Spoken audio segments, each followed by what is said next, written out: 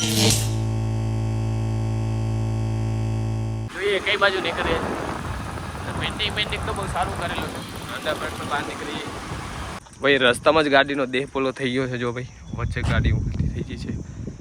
ગાડી ઊંધી પડી ગઈ છે વચ્ચે વચ્ચે. યુટ્યુબ ચેનલ નવા બ્લોગમાં મોસ્ટ વેલકમ છે અને મારા બ્લોગમાં તમારું હાર્દિક સ્વાગત છે.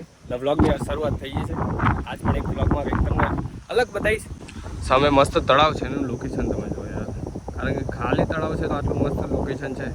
આખું તળાવ ફૂલ ભરેલું તો કેટલું મસ્ત લોકેશન લાગે જુઓ.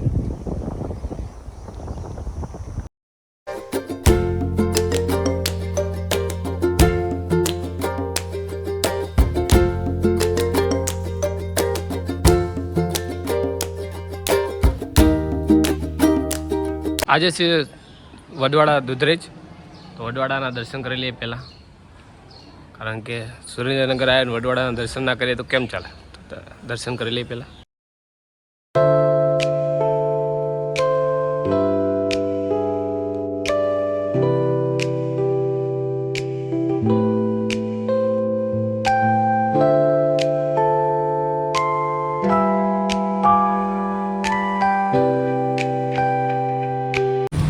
આ છે સુરેન્દ્રનગરની બજાર. અંદર બજારમાં જઈને જોઈએ કેવી બજાર છે, સુરેન્દ્રનગરમાં શું ફેરફાર છે. કારણ કે 4 વર્ષ પહેલાં સુરેન્દ્રનગર બજાર ફરી અંદર કેવું છે. કહેવાય કે સમયને માન છે. આ જીસીબી રહ્યું ને એક ટાઈમ બધાને ખેંચીને બધાને બહાર કાઢે, બધું ખોદકામ એને આજે ટ્રેક્ટર ખેંચીને જાય છે ભાઈ. એટલે સમયને માન છે કે બધાનો સમય આવે.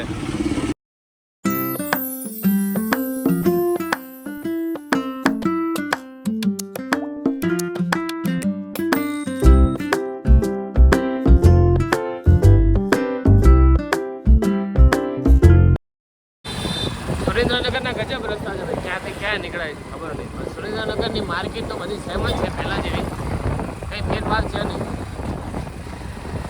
સેમ પાટડી જેવી ભાઈ. આ છે માર્કેટની અંદર.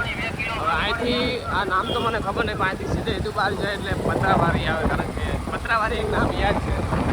સીધો બહાર નીકળે બસ સીધા બહાર નીકળી જઈએ. સુરેન્દ્રનગરમાં તો ઉનાળાનો મેળો લાગે છે. મેળો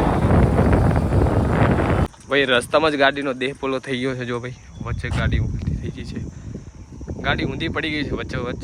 આ રસ્તો છે સુરેન્દ્રનગર જવાનો, વચમાં જ પડી ગઈ છે. આખો રસ્તો રોકીને ગાડી પડી છે.